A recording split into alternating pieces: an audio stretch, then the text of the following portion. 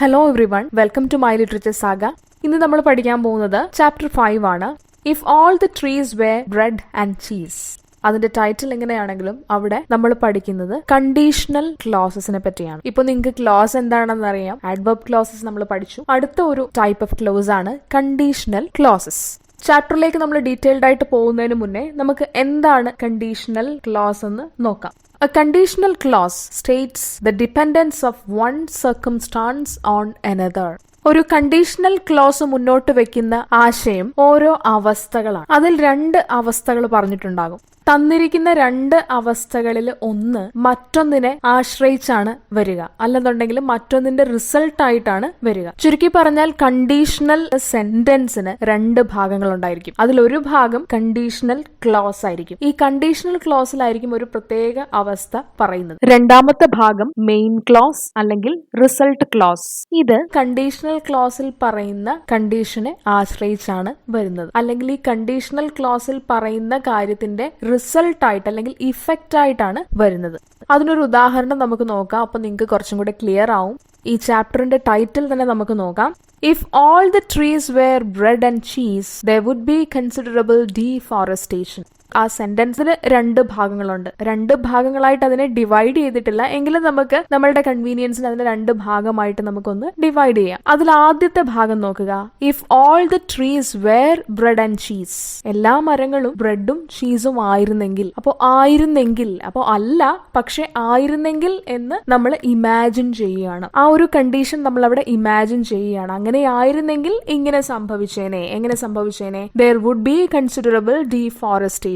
അങ്ങനെ ആയിരുന്നുണ്ടെങ്കിൽ മരങ്ങളെല്ലാം ബ്രെഡും ചീസും ആയിരുന്നെങ്കിൽ എല്ലാവരും അത് കഴിച്ച് ഈ ഭൂമിയിൽ മരങ്ങളൊന്നും അവശേഷിക്കുകയില്ല, ഡീഫോറസ്റ്റേഷൻ ഉണ്ടായേനെ എന്നുള്ളൊരു കാര്യമാണ് ആ ഒരു വലിയ സെന്റൻസിൽ പറഞ്ഞിരിക്കുന്നത്. അപ്പൊ അതിൽ ആദ്യത്തെ ഭാഗം നോക്കുക. If all the trees were bread and cheese. ഒരു കണ്ടീഷൻ ആണ് അവിടെ മുന്നോട്ട് വെച്ചിരിക്കുന്നത്. അങ്ങനെ ആയിരുന്നെങ്കിൽ ഇങ്ങനെ സംഭവിച്ചേനെ. അത് രണ്ടാമത്തെ ഭാഗത്താണ് അതിന്റെ റിസൾട്ട് പറയുന്നത്. അപ്പൊ അതിലെ ആദ്യത്തെ ഭാഗം ആ ഇഫ് വരുന്നത്. If all the trees were bread and cheese. If എന്ന് പറയുന്ന വേർഡ് യൂസ് ചെയ്യുന്നത് തന്നെ ഒരു ഇമാജിനറി കണ്ടീഷൻ മുന്നോട്ട് വെക്കാനാണ്. ആ ഇഫ് വരുന്ന ആദ്യത്തെ ഭാഗം കണ്ടീഷണൽ ക്ലോസിന്റെ എക്സാമ്പിൾ ആണ്. Here we can see that deforestation, which is mentioned in the second part of the sentence, is entirely dependent on the condition that all the trees are made of bread and cheese. Deforestation ഉണ്ടായേനെ എപ്പോഴാണ്? എല്ലാ മരങ്ങളും ബ്രെഡും ചീസും ആയിരുന്നെങ്കിൽ. ഇപ്പൊ നിങ്ങൾക്ക് കുറച്ചുകൂടെ കണ്ടീഷണൽ ക്ലോസ് എന്താണെന്ന് മനസ്സിലായിട്ടുണ്ടാകും. അപ്പോൾ ഇത്രയും നേരം നമ്മൾ പഠിച്ചുകൊണ്ടിരുന്നത് ഇഫ് യൂസ് ചെയ്ത് തുടങ്ങുന്ന കണ്ടീഷണൽ ക്ലോസസ് ആണ്. അപ്പൊ നമ്മൾ വിചാരിക്കും ഈ കണ്ടീഷൻ എക്സ്പ്രസ് ചെയ്യാനായിട്ട് ആകെക്കൂടിയുള്ളൊരു വേർഡ് ഇഫ് ആണെന്ന്. പക്ഷെ ഇഫ് മാത്രമല്ല, നമുക്ക് ഒരുപാട് വേർഡ്സ് ഉണ്ട് കണ്ടീഷൻ എക്സ്പ്രസ് ചെയ്യാനായിട്ട്. ഇഫിന് പുറമെ നമ്മൾ സാധാരണ യൂസ് ചെയ്യുന്ന മറ്റ് കണ്ടീഷൻ വേർഡ്സ് ആണ് നമ്മൾ ഇനി നോക്കാൻ പോകുന്നത്. അപ്പോൾ ഇഫിന് പുറമെ നമുക്ക് കണ്ടീഷൻ എക്സ്പ്രസ് ചെയ്യാൻ യൂസ് ചെയ്യാൻ പറ്റുന്ന വേർഡ്സ് ആണ് supposing, provided that, one more, but, for, should, so long as long as, unless, had, etcetera. ഇനി ഇതൊക്കെ എങ്ങനെയാണ് സെന്റൻസിൽ നമുക്ക് യൂസ് ചെയ്യാൻ കഴിയുക എന്ന് നമുക്കൊന്ന് നോക്കാം. Look at the examples given. Supposing എങ്ങനെയാണ് നമുക്ക് കണ്ടീഷൻ എക്സ്പ്രസ് ചെയ്യാൻ യൂസ് ചെയ്യാൻ പറ്റുക? Supposing I don't reach there on time, will the guest house still B open? ആ ഒരു സെന്റൻസിന് 2 ഭാഗമുണ്ട്. ആദ്യത്തെ ഭാഗത്ത് കണ്ടീഷൻ ആണ് എക്സ്പ്രസ് ചെയ്തിരിക്കുന്നത്. രണ്ടാമത്തെ ഭാഗത്ത് സംഭവിക്കാൻ സാധ്യതയുള്ള ഒരു റിസൾട്ട് ആണ് പറഞ്ഞിരിക്കുന്നത്. അതായത് ഒരു സിറ്റുവേഷൻ ഇമാജിൻ ചെയ്യാനായിട്ട് നമ്മളോട് ആവശ്യപ്പെടുകയാണ്. Supposing I don't reach there on time. ഞാൻ കൃത്യസമയത്ത് അവിടെ എത്തിച്ചേർന്നില്ല എന്നുണ്ടെങ്കിൽ എന്താണ് സംഭവിക്കാൻ പോകുക? അതിന്റെ റിസൾട്ട് എന്തായിരിക്കും എന്നാണ് ചോദിക്കുന്നത്. ഇതൊരു ക്വസ്റ്റ്യൻ കൂടാണ്, അല്ലെ? Will the guest house still B open? ഞാൻ കൃത്യസമയത്ത് എത്തിച്ചേർന്നില്ല എങ്കിൽ പോലും ഗസ്റ്റ് ഹൗസ് അവിടെ ഓപ്പൺ ആയിരിക്കുമോ എന്നാണ് ചോദിക്കുന്നത്. അപ്പോൾ ഇങ്ങനെ നമുക്ക് സപ്പോസിങ് യൂസ് ചെയ്യാം. അതായത് ഇമാജിൻ ചെയ്യാൻ ആവശ്യപ്പെടുകയാണ്. ഇനി അടുത്ത നമുക്ക് ആസ് ലോങ് ആസ് എങ്ങനെയാണ് യൂസ് ചെയ്യുന്നത് നോക്കാം. You can play in the living room as long as you don't make noise. അവിടെ ഫസ്റ്റ് വന്നിരിക്കുന്നത് മെയിൻ ക്ലോസ് ആണ്. രണ്ടാമത്തെ ഭാഗമാണ് കണ്ടീഷൻ വന്നിരിക്കുന്നത്, കണ്ടീഷണൽ ക്ലോസ് വന്നിരിക്കുന്നത്. നിങ്ങൾക്ക് ലിവിംഗ് റൂമിൽ പ്ലേ ചെയ്യാം. ഏതൊരു കണ്ടീഷനിലാണ്? As long as you don't make noise. നിങ്ങൾ അവിടെ ശബ്ദം ഉണ്ടാക്കാത്ത പക്ഷം നിങ്ങൾക്ക് ലിവിംഗ് റൂമിൽ പ്ലേ ചെയ്യാം. അപ്പോൾ as long as you don't make noise എന്നുള്ളതാണ് അവിടെ conditional close.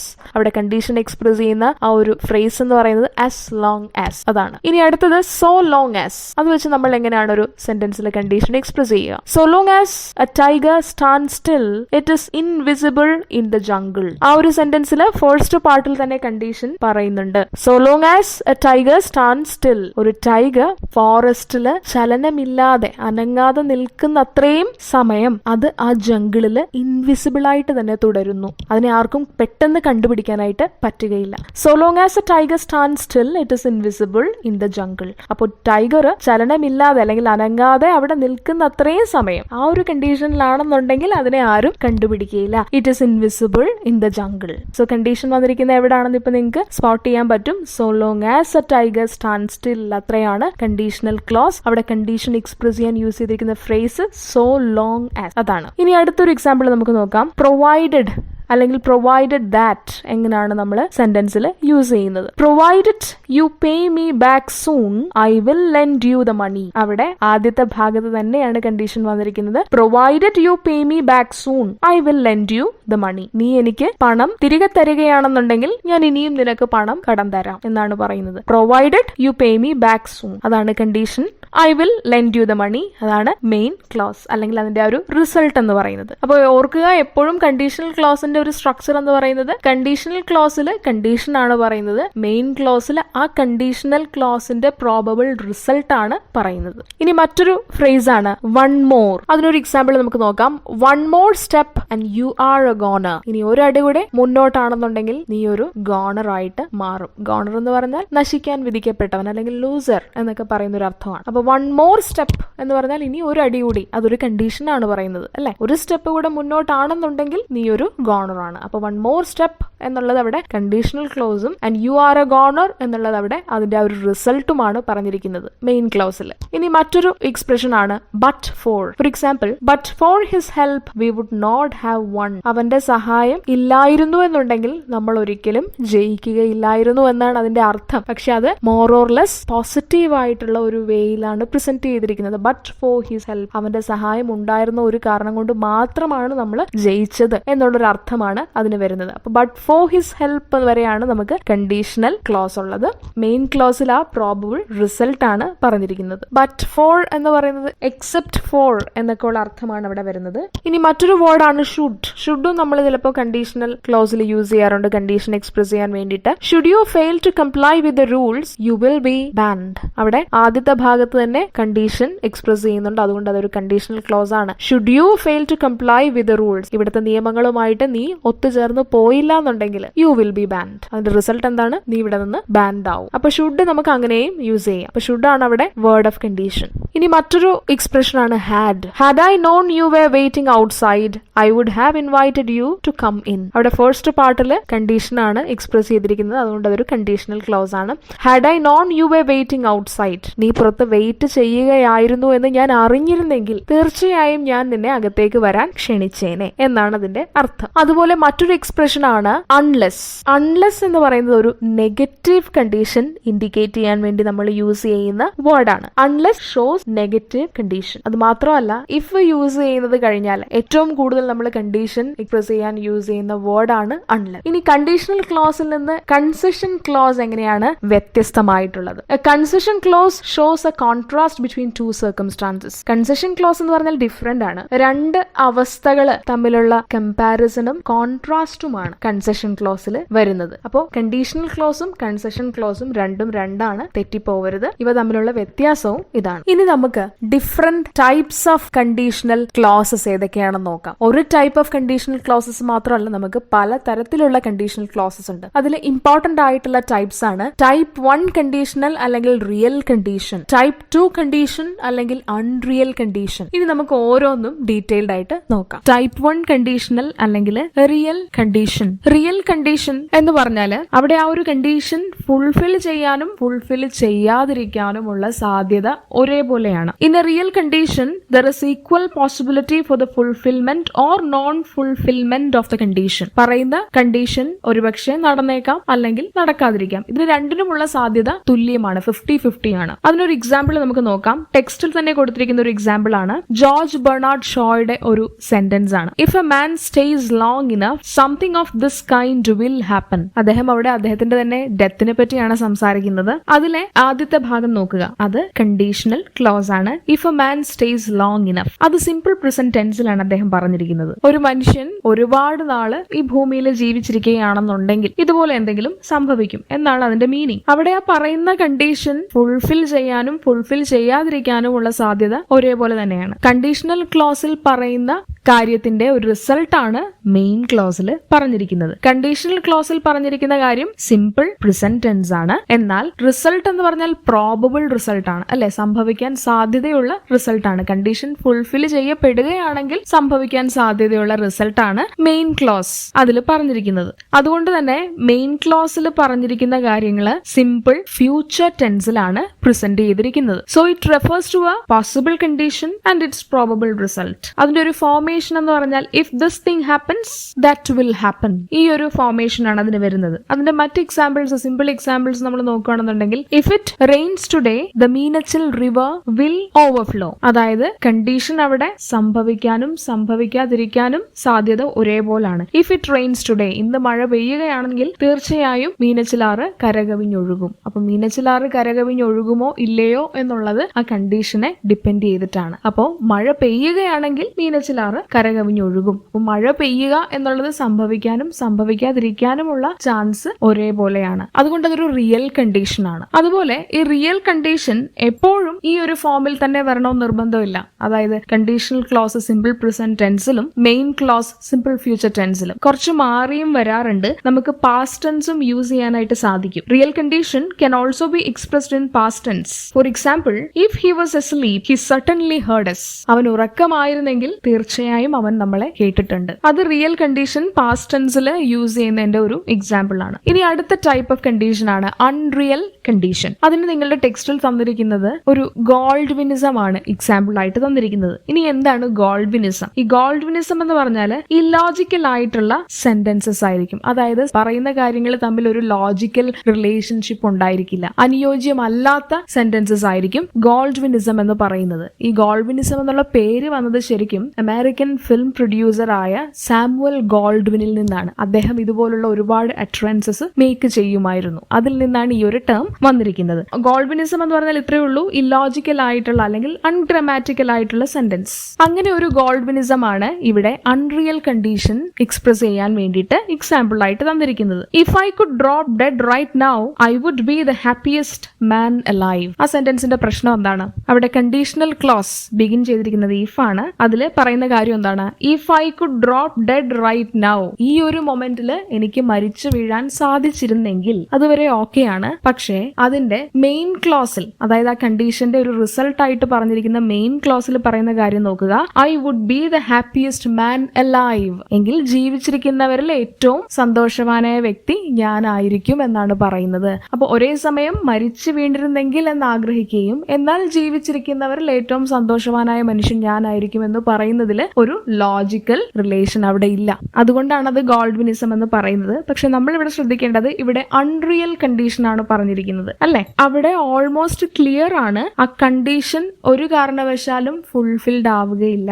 If I could drop dead right now, അങ്ങനെ നമ്മൾ എല്ലാവരും വിചാരിക്കുന്ന ആ ഒരു മൊമെന്റിൽ നമുക്ക് മരിച്ചു വീഴാൻ കഴിയുമായിരുന്നെങ്കിൽ വളരെ എളുപ്പമായിരുന്നു. പക്ഷെ ആ ഒരു കണ്ടീഷൻ നടക്കാനുള്ള സാധ്യത വളരെ വളരെ കുറവാണ്. നടക്കുകയില്ല എന്ന് തന്നെ നമുക്ക് പറയാം. അപ്പൊ കണ്ടീഷൻ അവിടെ അൺറിയൽ ആയിട്ടുള്ള ഒരു കാര്യമാണ്, അല്ലെങ്കിൽ ഇമാജിനറി ആയിട്ടുള്ള ഒരു കാര്യമാണ്. അത് ഫുൾഫിൽഡ് ആവാനുള്ള സാധ്യത വളരെ കുറവാണ്. ഇങ്ങനെയുള്ള സെന്റൻസസിനെയാണ് നമ്മൾ അൺറിയൽ കണ്ടീഷൻ എന്ന് പറയുന്നത്. So this is an example of unreal condition since it is made clear that the condition will not be fulfilled. Unreal കണ്ടീഷന്റെ പ്രോബബിൾ റിസൾട്ട് ആണ് മെയിൻ ക്ലോസ് അല്ലെങ്കിൽ ആ ഒരു റിസൾട്ട് ക്ലോസിൽ കൊടുത്തിരിക്കുന്നത്. അതുകൊണ്ട് ഇഫ് ക്ലോസ് അല്ലെങ്കിൽ കണ്ടീഷണൽ ക്ലോസ് എപ്പോഴും സിമ്പിൾ പാസ്റ്റ് ടെൻസിലും മെയിൻ ക്ലോസ് അല്ലെങ്കിൽ റിസൾട്ട് വരുന്ന ഭാഗം ഫ്യൂച്ചർ ഇൻ പാസ്റ്റ് ആയിരിക്കും. അതായത് if this thing happened that would be or that would have been the result. അതായത് ഏതെങ്കിലും ഒരു കാര്യം സംഭവിച്ചിരുന്നെങ്കിൽ അല്ലെങ്കിൽ ചെയ്യാൻ സാധിച്ചിരുന്നെങ്കിൽ ഇങ്ങനെയാകുമായിരുന്നു അല്ലെങ്കിൽ ഇത് സംഭവിക്കുമായിരുന്നു എന്നുള്ളതാണ്. അപ്പൊ അത് ഫ്യൂച്ചർ ആണ്, പക്ഷെ പാസ്റ്റിൽ നടന്നൊരു കാര്യമാണ്. അവിടെ സ്പീക്കർ ഷുവർ അല്ല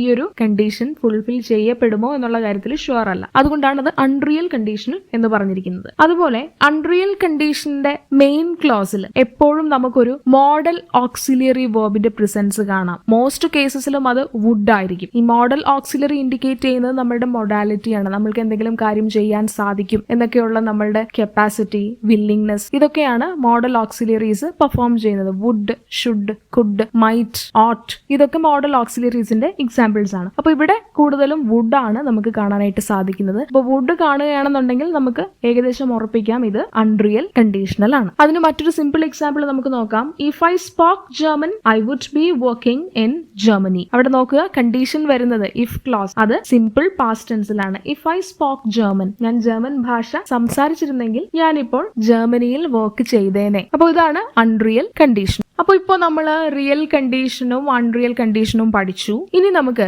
ഈ ടെക്സ്റ്റിന്റെ തുടക്കത്തിൽ കുറച്ച് കൊട്ടേഷൻസ് തന്നിട്ടുണ്ടായിരുന്നു. അതിലെ ഒരു സെന്റൻസ് നമുക്ക് ഈ പറഞ്ഞ രണ്ട് കണ്ടീഷൻസുമായിട്ടൊന്ന് കമ്പയർ ചെയ്ത് നോക്കാം. നമുക്ക് റോബർട്ട് ബേൺസിന്റെ ഒരു സെന്റൻസ് ആണ് നോക്കേണ്ടത്. Had we never met, never loved each other, we would not have been broken hearted. ആ സെന്റൻസിൽ രണ്ട് ഭാഗങ്ങളുണ്ട്. ആദ്യത്തേത് കണ്ടീഷൻ എക്സ്പ്രസ് ചെയ്യുന്ന ഭാഗമാണ്, രണ്ടാമത്തേത് അതിന്റെ റിസൾട്ടന്റ് ക്ലോസ് അല്ലെങ്കിൽ മെയിൻ ക്ലോസ് ആണ്. ആദ്യത്തെ ഭാഗത്തിൽ തന്നെ കണ്ടീഷൻ പറഞ്ഞിട്ടുണ്ട്, പക്ഷെ ഇഫ് അല്ല അവിടെ യൂസ് ചെയ്തിരിക്കുന്നത്, പകരം ഹാഡ് ആണ്. ഹാഡും നമുക്ക് കണ്ടീഷൻ എക്സ്പ്രസ് ചെയ്യാൻ വേണ്ടിയിട്ട് യൂസ് ചെയ്യാം. Had we never met, never loved each other, ഒരു നെഗറ്റീവ് ആയിട്ടുള്ള ഒരു കാര്യമാണ് പറഞ്ഞിരിക്കുന്നത് അല്ലെ. നമ്മൾ ഒരിക്കലും കണ്ടുമുട്ടിയില്ലായിരുന്നെങ്കിൽ, പരസ്പരം പ്രണയിച്ചിട്ടില്ലായിരുന്നെങ്കിൽ നമ്മൾ ഇത്രയും ബ്രോക്കൺ ഹാർട്ടഡ് ആവുകയില്ലായിരുന്നു എന്നാണ് പറയുന്നത്. അതായത് കണ്ടീഷണൽ ക്ലോസിൽ പറയുന്ന കാര്യങ്ങൾ ഓൾറെഡി നടന്നു കഴിഞ്ഞു, അതിനി നമുക്ക് റിവേഴ്സ് ചെയ്യാനായിട്ട് സാധിക്കില്ല. കണ്ടുമുട്ടിയില്ലായിരുന്നെങ്കിൽ, പരസ്പരം പ്രണയിച്ചിട്ടില്ലായിരുന്നെങ്കിൽ ഇപ്പോൾ നമ്മൾ ഇത്രയും സങ്കടപ്പെടുകയില്ലായിരുന്നു എന്നാണ്. അപ്പൊ ഇപ്പോൾ സങ്കടപ്പെടുന്നുണ്ട്. അപ്പോൾ അൺറിയൽ കണ്ടീഷൻ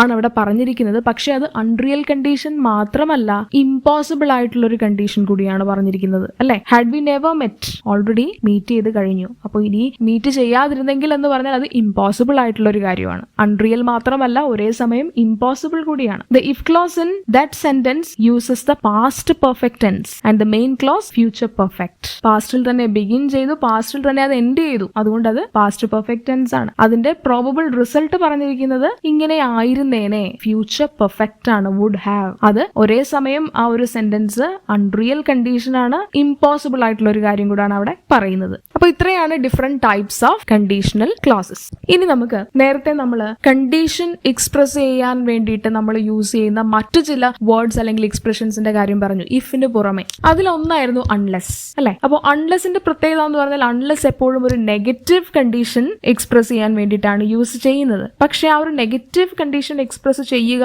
എന്നുള്ളതിന് പുറമെ അൺലെസിന് മറ്റു ചില ഉപയോഗങ്ങൾ കൂടിയുണ്ട്. അതാണ് ഇനി നമ്മൾ ഡീറ്റെയിൽഡ് ആയിട്ട് നോക്കുന്നത്. നമുക്ക് ആദ്യം ഒരു എക്സാമ്പിൾ വെച്ച് തുടങ്ങാം. Unless the Lord builds the house the workers work in vein. ബൈബിളിലെ ഒരു വചനമാണ്. വർക്കേഴ്സ് ചെയ്യുന്ന ജോലി വിഫലമായിക്കൊണ്ടേയിരിക്കും. എപ്പോൾ വരെ? ദൈവം അവർക്കായി ഒരു ഭവനം പണിയുന്നത് വരെ. ആ ഒരു സെന്റൻസിന്റെ പ്രത്യേകത എന്ന് പറഞ്ഞാൽ അവിടെ ഒബ്വിയസ്ലി ഒരു നെഗറ്റീവ് കണ്ടീഷൻ ആണ്. ഇതിനു പുറമെ മറ്റൊരു കാര്യം കൂടെ അവിടെ പറയുന്നുണ്ട്.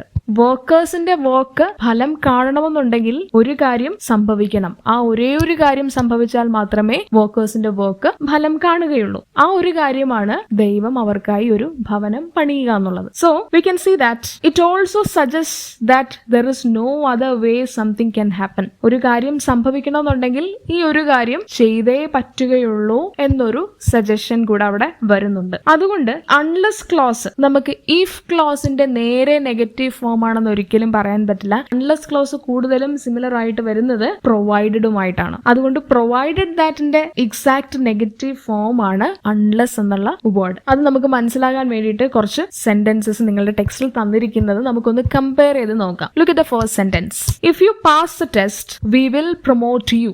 അതൊരു റിയൽ കണ്ടീഷൻ ആണ് അവിടെ പറഞ്ഞിരിക്കുന്നത് അല്ലെ. If you pass the test we will promote U.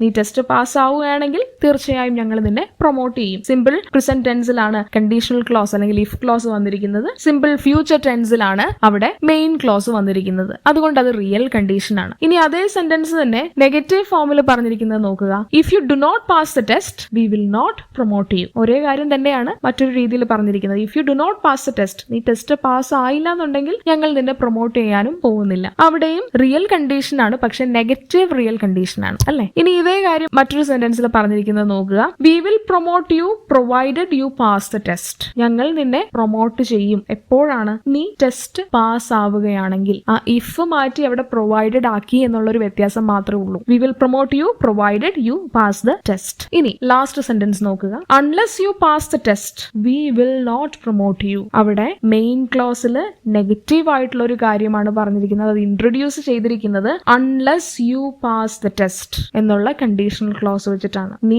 Test pass ആയില്ല എന്നുണ്ടെങ്കിൽ നിന്നെ ഞങ്ങൾ പ്രൊമോട്ട് ചെയ്യുകയില്ല എന്നൊരു മീനിങ്ങും, അതോടൊപ്പം തന്നെ നിന്നെ ഞങ്ങൾ പ്രൊമോട്ട് ചെയ്യണമെങ്കിൽ നീ ടെസ്റ്റ് പാസ് ആയിരിക്കണം. അപ്പൊ നിന്നെ പ്രൊമോട്ട് ചെയ്യുക എന്നുള്ള കാര്യം സംഭവിക്കണമെന്നുണ്ടെങ്കിൽ നീ ടെസ്റ്റ് പാസ് ആവണം. അത് മാത്രമാണ് ഒരേ ഒരു വഴി എന്നുള്ളൊരു ഹിന്റും കൂടെ അവിടെ വരുന്നുണ്ട്. അപ്പൊ നമ്മൾ നോക്കുകയാണെന്നുണ്ടെങ്കിൽ ഈ ലാസ്റ്റ് 2 സെന്റൻസസ് തമ്മിലാണ് കുറച്ചൊരു സിമിലാരിറ്റി ഉള്ളത്. അല്ലെങ്കിൽ സെക്കൻഡ് ലാസ്റ്റ് സെന്റൻസിന്റെ എക്സാക്ട് നെഗറ്റീവ് ഫോം ആണ് അവസാനത്തെ സെന്റൻസ് എന്ന് നമുക്ക് പറയാം. ഇപ്പൊ പ്രൊവൈഡഡ് ദാറ്റിന്റെ ഒരു നെഗറ്റീവ് ഫോം ആണ് ശരിക്കും അൺലെസ്. അത്രയും മാത്രം ഓർത്തിരിക്കുക. അൺലെസ്സിന് ഈ 2 യൂസസ് ആണ്. ഒരു നെഗറ്റീവ് കണ്ടീഷനും എക്സ്പ്രസ് ചെയ്യുന്നുണ്ട്, അതോടൊപ്പം തന്നെ ഒരു കാര്യം സംഭവിക്കണമെങ്കിൽ ഈ ഒരു കാര്യം ചെയ്തേ പറ്റുകയുള്ളൂ എന്നൊരു അർത്ഥം കൂടെ അൺലെസ്സിന് ഉണ്ട്. ഇനി ഇതേപോലെ പ്രൊവൈഡഡ് ദാറ്റുമായിട്ട് അടുത്ത അർത്ഥം വരുന്ന മറ്റ് എക്സ്പ്രഷൻസ് ആണ് so long as, on condition that, etcetera. So long as and on condition that are closer in meaning to provided than to if. ഇഫിനോടുള്ളതിനേക്കാൾ സിമിലർ മീനിങ് ഈ സോ ലോങ് ആസിനും ഓൺ കണ്ടീഷൻ ദാറ്റിനും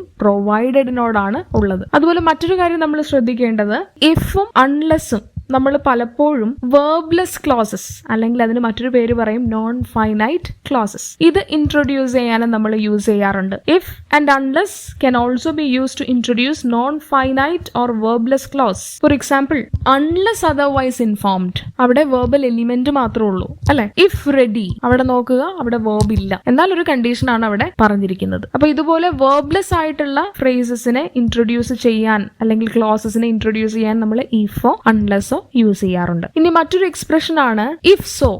ഈ if so എന്നുള്ളത് ശരിക്കും if it is so എന്നുള്ളതിന്റെ pro form ആണ്, ചുരുക്കെഴുത്താണ്. അതുപോലെ condition express ചെയ്യാൻ നമ്മൾ യൂസ് ചെയ്യുന്ന മറ്റൊരു എക്സ്പ്രഷൻ ആണ് ഇഫ് ഒള്ളി. ഇഫ് ഒള്ളി എന്നുള്ളത് സ്ട്രോങ്ങർ ഫോം ആണ്, ഇഫിന്റെ സ്ട്രോങ്ങർ ഫോം ആണ്. അത് കൂടുതലും അൺറിയൽ കണ്ടീഷൻ ആണ് നമ്മൾ യൂസ് ചെയ്യുന്നത്. ഇനി ചിലപ്പോഴൊക്കെ നമ്മൾ ഇൻഫിനിറ്റീവൽ ക്ലോസും യൂസ് ചെയ്യാറുണ്ട് കണ്ടീഷൻ എക്സ്പ്രസ് ചെയ്യാൻ വേണ്ടിയിട്ട്. ഇൻഫിനിറ്റീവൽ ക്ലോസ് എന്ന് പറഞ്ഞാൽ ടു ക്ലോസ് ആണ്, to infinitive. For example, you have to be rich to buy a Rolls Royce. അതായത് to buy a Rolls Royce car, നീ റിച്ച് ആയിരിക്കണം. അതുമൊക്കെ നമുക്ക് കണ്ടീഷൻ എക്സ്പ്രസ് ചെയ്യുന്നതിന്റെ ഡിഫറെന്റ് ഫോംസ് ആയിട്ട് പറയാം. അതുപോലെ നമ്മൾ നേരത്തെ ഡിസ്കസ് ചെയ്ത കുറെ സെറ്റ് ഓഫ് വേർഡ്സ് ഉണ്ടല്ലോ, ഈഫിന് പുറമെ നമുക്ക് കണ്ടീഷൻ എക്സ്പ്രസ് ചെയ്യാൻ വേണ്ടിയിട്ട് യൂസ് ചെയ്യാൻ പറ്റിയവ. അവയിൽ നമ്മൾ ഇൻ കേസ് എന്നുള്ളൊരു വേർഡ് ഉൾപ്പെടുത്തിയിട്ടില്ല. അതിന് കാരണമുണ്ട്. കാരണം ഇൻ കേസ് നമ്മൾ യൂസ് ചെയ്യുന്നത് ഏതെങ്കിലും ഒരു പ്രിക്കോഷൻ എക്സ്പ്രസ് ചെയ്യാൻ വേണ്ടിയിട്ടാണ്. We use in case to talk about precautions, not conditions. It refers to something we do in advance to be ready. നമ്മൾ മുൻകൂട്ടി എന്തെങ്കിലും കരുതൽ എടുക്കുക, എന്തെങ്കിലും ചെയ്ത് വെക്കുക, അങ്ങനെ ഒരു പ്രിക്കോഷൻ ഇൻഡിക്കേറ്റ് ചെയ്യാനാണ് നമ്മൾ ഇൻ കേസ് യൂസ് ചെയ്യുന്നത്. അല്ലാതെ അത് അവിടെ കണ്ടീഷൻ അല്ല. For example, I took inoculation in case an epidemic should break out. അപ്പൊ അതവിടെ പ്രിക്കോഷൻ ആണ്. എപ്പിഡമിക് വന്നാലോ എന്നുള്ള ഒരു പ്രിക്കോഷനിൽ ഞാൻ ഇനോക്യുലേഷൻ എടുത്തു എന്നാണ് പറഞ്ഞിരിക്കുന്നത്. അപ്പൊ അതവിടെ ഒരു പ്രിക്കോഷൻ ആണ്, അവിടെ ഇൻഡിക്കേറ്റഡ് ആവുന്ന ഒരു കണ്ടീഷൻ അല്ല. അതിന്റെ മറ്റൊരു എക്സാമ്പിൾ ആണ് I insured my car in case there is some accident. അവിടെ നോക്കുക, എന്തെങ്കിലും ഒരു ആക്സിഡന്റ് ഉണ്ടായാലോ എന്ന് കരുതി ഞാൻ എന്റെ കാർ ഇൻഷുർ ചെയ്തു. ഏറെക്കുറെ ഇഫുമായിട്ട് സിമിലാരിറ്റി ഉള്ള ഒരു എക്സ്പ്രഷൻ ആണ് ഇൻ കേസ്. പക്ഷേ ഇൻ കേസ് നമ്മൾ യൂസ് ചെയ്യുന്നത് എപ്പോഴും പ്രിക്കോഷൻ ഇൻഡിക്കേറ്റ് ചെയ്യാനാണ്. അപ്പോൾ ഇത്രയാണ് നമ്മൾ എന്താണ് കണ്ടീഷണൽ ക്ലോസ്, ഏതൊക്കെ ടൈപ്സ് ഓഫ് കണ്ടീഷണൽ ക്ലോസസ് ആണുള്ളത്, ഏതൊക്കെ വേർഡ്സ് ആണ് നമ്മൾ ജനറലി കണ്ടീഷൻ എക്സ്പ്രസ് ചെയ്യാൻ വേണ്ടിയിട്ട് യൂസ് ചെയ്യുക, അല്ലെങ്കിൽ ഏതൊക്കെ എക്സ്പ്രഷൻസ് ആണ് നമ്മൾ കണ്ടീഷൻ എക്സ്പ്രസ് ചെയ്യാൻ വേണ്ടി യൂസ് ചെയ്യുക. ഇത്രയും കാര്യങ്ങളാണ് നമ്മൾ ഇന്ന് പഠിച്ചത്. ഇനി നമുക്കിതിൻ്റെ എക്സസൈസ് ഭാഗത്തിലേക്ക് വരാം. അത് നമ്മൾ നെക്സ്റ്റ് വീഡിയോയിലായിരിക്കും ചെയ്യുന്നത്. So stay tuned for the next part. Thank you for watching.